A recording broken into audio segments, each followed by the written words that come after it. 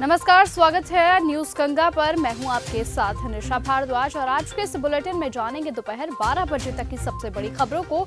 तो चलिए बिना वक्त गवाए शुरू करते हैं आज दोपहर 12 बजे तक की सबसे बड़ी खबरें।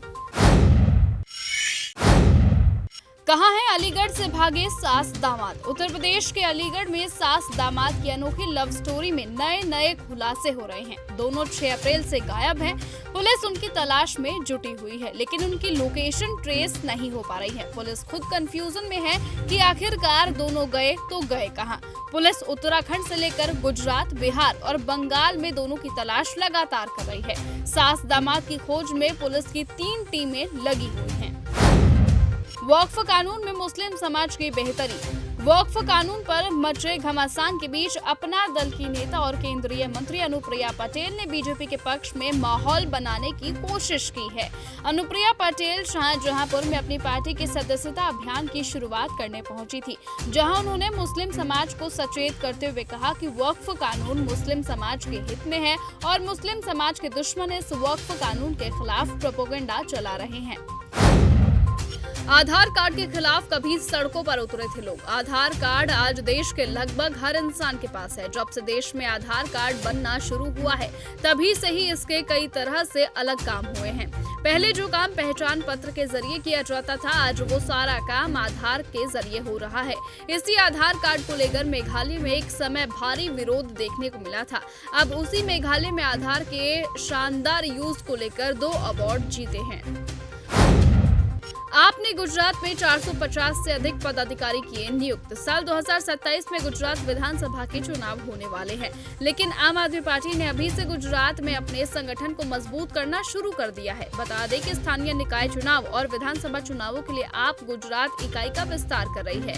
इसी कड़ी में आपने राज्य के अलग अलग हिस्सों में 450 से ज्यादा पदाधिकारी नियुक्त किए हैं। सोमवार को इन सभी पदाधिकारियों की लिस्टें जारी की गई है। यूएन में भी बनी अंबेडकर जयंती।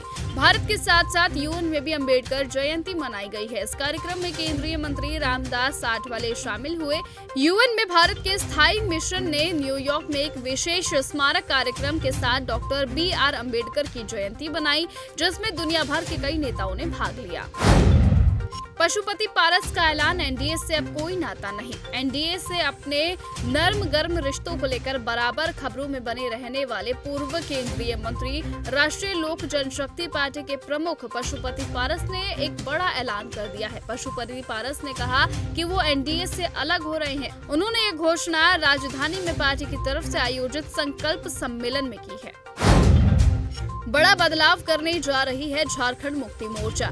झारखंड के प्रमुख राजनीतिक दल जेएमएम का 13वां महाधिवेशन आज से शुरू हुआ है। राज्य की प्रमुख सत्ताधारी पार्टी का ये 2 दिवसीय महाधिवेशन बेहद खास होने जा रहा है। पहली बार महाधिवेशन में केंद्रीय अध्यक्ष के रूप में पार्टी के सुप्रीमो दिवोश गुरु शिबू सोरेन के बजाय राज्य के मुख्यमंत्री और वर्तमान में पार्टी के कार्यकारी अध्यक्ष हेमंत सोरेन के हाथों में जेएमएम की कमान सौंपने की तैयारी की जा रही है, जिसके बाद पार्टी की कमान सीएम सोरेन के हाथों में होगी। आज तेजस्वी यादव का दिल्ली दौरा। आरजेडी नेता तेजस्वी यादव मंगलवार सुबह 11 बजे दिल्ली पहुंचेंगे। इसी के साथ वो सीधे कांग्रेस अध्यक्ष मल्लिकार्जुन खड़गे के 10 राजाजी मार्ग आवास पर पहुंचेंगे। यहां वो राहुल गांधी और खड़गे से आगामी बिहार विधानसभा चुनावों पर चर्चा करेंगे। सूत्रों के मुताबिक इस मुलाकात के अहम मसलों में चुनावों से पहले की रणनीति और साथ चुनाव लड़ने पर उठ रही धुंध छटने की कोशिश की जाएगी। लोक बंधु अस्पताल के सभी मरीज सुरक्षित। लोक बंधु अस्पताल के सभी मरीज सुरक्षित। लखनऊ की मेयर सुषमा खरकवाल ने कहा कि आग पर काबू पा लिया गया है। हमारे सभी मरीज पूरी तरह से सुरक्षित हैं। उनके पास के अस्पतालों में उन्हें भेज दिया गया है। इस समय सभी सुरक्षित है, स्थिति नियंत्रण में है। डीटीसी के संविदा कर्मियों का बढ़ सकता है वेतन। दिल्ली में डीटीसी के संविदा कर्मियों का वेतन बढ़ सकता है। कर्मचारी एकता यूनियन मांगों को लेकर कई बार प्रदर्शन कर चुकी है। करीबन 25,000 संविदा कर्मियों के वेतन में इजाफा होने की बात की जा रही है। तो फिलहाल आज के इस बुलेटिन में इतना ही। देश और दुनिया की तमाम बाकी खबरों से जुड़े रहने के लिए आप बने रहें और देखते रहे चैनल न्यूज गंगा। नमस्कार।